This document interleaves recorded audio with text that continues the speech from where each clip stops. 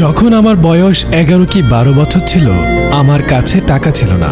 আমরা স্টেডিয়ামের পাশে যেখানে থাকতাম ওখানে একটি ম্যাকডোনাল্ড ছিল।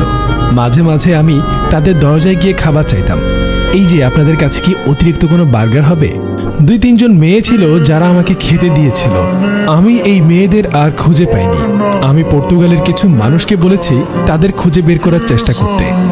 যখন আমি তাদের খুঁজে পাবো সত্যি আমি খুশি হব। আমি আশা করছি যেন এই ইন্টারভিউটা তাদের কাছে পৌঁছায়। আমি তাদেরকে আমার বাসায় ডাকতে চাই এবং তাদেরকে ডিনারের আমন্ত্রণ করতে চাই। আমি সেই বার্গারের দাম দিতে চাই। একটি ইন্টারভিউতে নরম স্বরে এভাবেই নিজের অতীতের কঠিন সময়গুলোর কথা তুলে ধরলেন রোনালদো। ক্রিস্টিয়ানো রোনালদো বিশ্বজুড়ে ফুটবল প্রেমীদের কাছে ভালোবাসার এক নাম। তার পুরো নাম ক্রিস্টিয়ানো রোনালদো দোস স্যান্তোস এভিয়েরো। রোনালদোর জন্ম 1985 সালের 5 ফেব্রুয়ারি পর্তুগালের পশ্চিমে অবস্থিত মাদেইরা নামের ছোট্ট একটি দ্বীপে।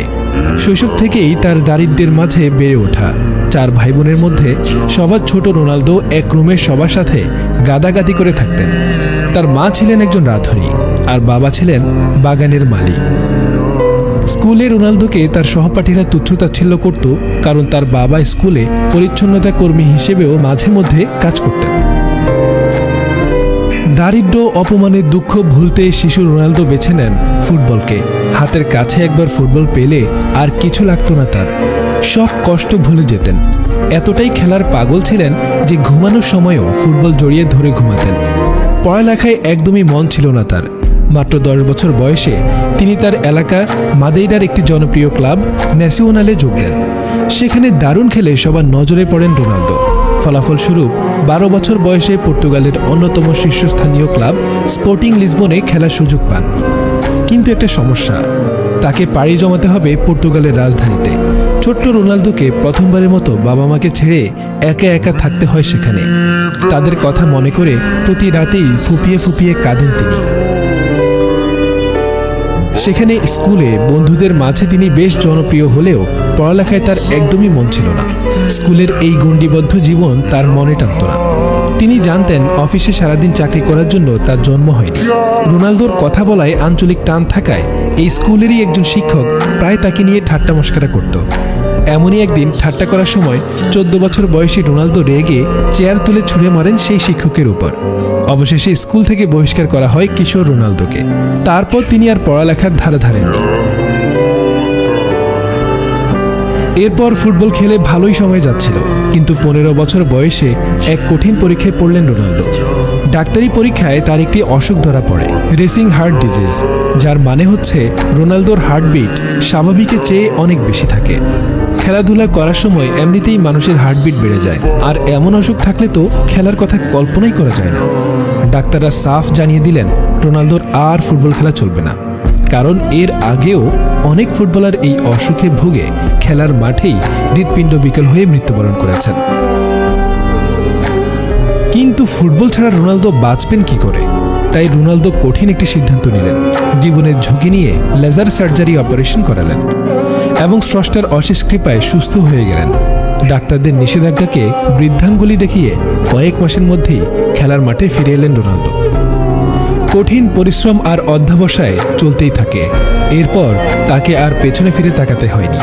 2003 সালে মাত্র 18 বছর বয়সে তিনি ম্যানচেস্টার ইউনাইটেডের সাথে চুক্তি করেন 12 মিলিয়ন পাউন্ডের বিনিময়ে।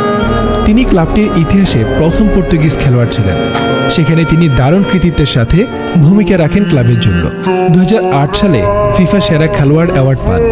এমনকি 3টি প্রিমিয়ার লিগ চ্যাম্পিয়নশিপ জিততে সহায়তা করেন ম্যানচেস্টার ইউনাইটেডকে। 2009 সালে তিনি রিয়াল মাদ্রিদে পাড়ি জমান রেকর্ড $131 মিলিয়ন বিনিময়ে। তারপর জুভেন্টাস, এখন আবার নিজের প্রথম ক্লাব ম্যানচেস্টার ইউনাইটেডে ফিরে গেছেন রোনালদো। রোনালদো সম্পর্কে মজার কিছু তথ্য জানিয়ে দেই। যেমন ছোটবেলায় রোনালদোর ডাকনাম ছিল ক্রাই বেবি বা ছিচকে কাঁদনে, কারণ খেলার মাঠে রোনালদো কাউকে বল পাস দিলে সে যদি গোল করতে না পারত, রাগে দুঃখে ছোট্ট রোনালদো একদম কেঁদেই ফেলতেন।